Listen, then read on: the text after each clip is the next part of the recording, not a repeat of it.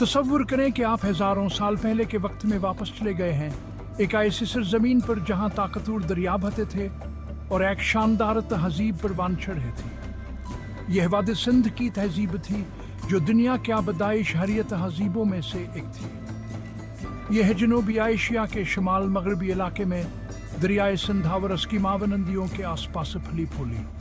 यह काबिल जिक्र तहजीब तकरीबन 300 से 1300 मसीहत कायम रही और एक ऐसा वर्षा छोड़ गई जो आज भी हमें मुतवज्जा करता है। सिंध के लोग हुनरमंद कारीगर, जदीद इंजीनियर और होशियार ताजिर थे जिन्होंने एक ऐसी सकाफत को जन्म दिया जो नफीसा और खुशहाल दोनों थी।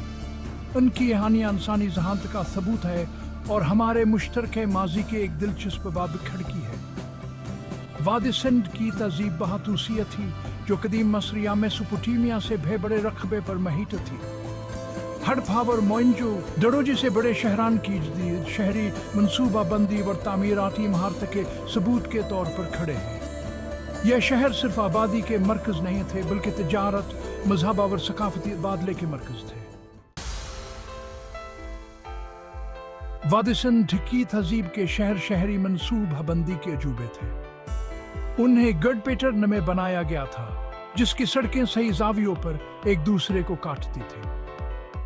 यह बारीक बीनी से की गई मनसूबाबंदी हड़प्पा और मोहनजोदड़ो जैसे शहरों के खंडरात में वाज़ है। सड़कें चौड़ी और सीधी थीं, कुछ पर ईंटें भैंसी हुई थीं। घर मयारी टिकिया ईंटों से बनाए गए थे जो यकसानीता और मनसूबाबंदी के सतह को जाहिर करते हैं। बहुत से घरों में कई मंजिलें और निजी कन्वे और बाथरूम जैसी सहूलियात थी। सिंध के लोगों के पास निकासी आब का मुतासिर का निज़ाम भी था। ढके हुए नाले सड़कों के साथ साथ चलते थे जो रहायशी इलाकों से गंदा पानी ले जाते थे। सफाई स्थराइया और हफ्जानसान सेहत पर अजूरांग के जमाने के लिए गैर मामूली तौर पर जदीद था।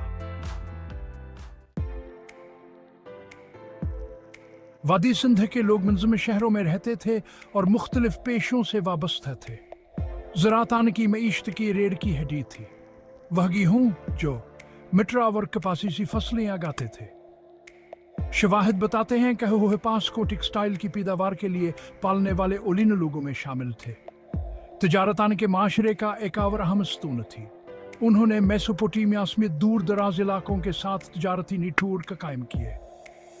शवाहिद बताते हैं कहानों ने टेक्सटाइल, मिट्टी के बर्तन, ज़ीवरात और यहाँ तक खाना जजीसी आशिया का कारोबार किया।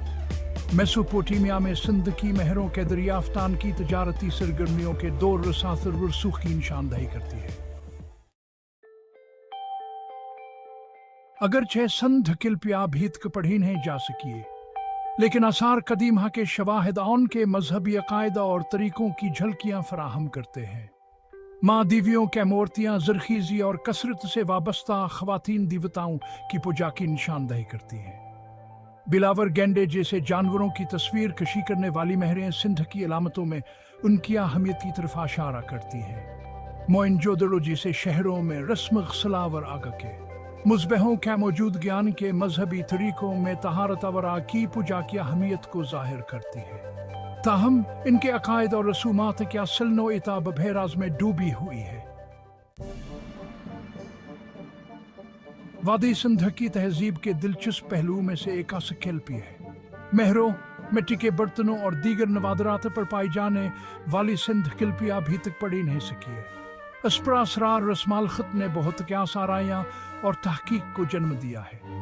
उलमा का मानना है कि यह एक तहरीरी ज़बान की नुमाइंदगी करता है, लेकिन इसकी साख्ता और मानिया भीत के मारी समझ से बाहर है। सिंध किल्पी को समझना उनकी थकाफत, अकायद और समाजी तनज़ीम को समझने में एक अहम पेशरफ्त होगी। यहाँ सक़दीम तहज़ीब के बारे में मालूमात का खजाना खोल देगा। वादी सिंध की तहज़ीब का ज़वाल अनीसूक बिल मसीह के लगभग हुआ। इसके ज़वाल के असल वजूहात पर अब बहस जारी है, लेकिन मौसमियाती तब्दीली, दरियाओं के रास्तों में तब्दीली और मुमकिन तौर पर हमलों जैसे अवामिल ने इनके ज़वाल में हिस्सा डाला होगा। अपने गायब होने के बावजूद सिंध की तहज़ीब ने बरसगीर पाको हिंद पर एक अनमट निशान छोड़ा। शहरी मनसूबाबंदी, सफाई स्थराया और कारीगरी में इनकी खिदमात ने बाद की सकाफतों को मुतासिर किया। ان کی میراثان آثار قدیم حوالی جگہوں پر زندہ ہے، جوان کی دنیا میں قیمتی بصیرت فراہم کرتی رہتی ہے۔ وادی سندھ کی تہذیب آبدائے انسانوں کی ذہانت اور لچکاور پھلتی پھولتی تہذیبوں کو تخلیق کرنے کی صلاحیت کا ثبوت ہے۔ ان کی کہانی خفاور حیرت کو جنم دیتی رہتی ہے، جو ہمیں انسانی تاریخ کے بھرپور تانے بانے کی یاد دلاتی ہے۔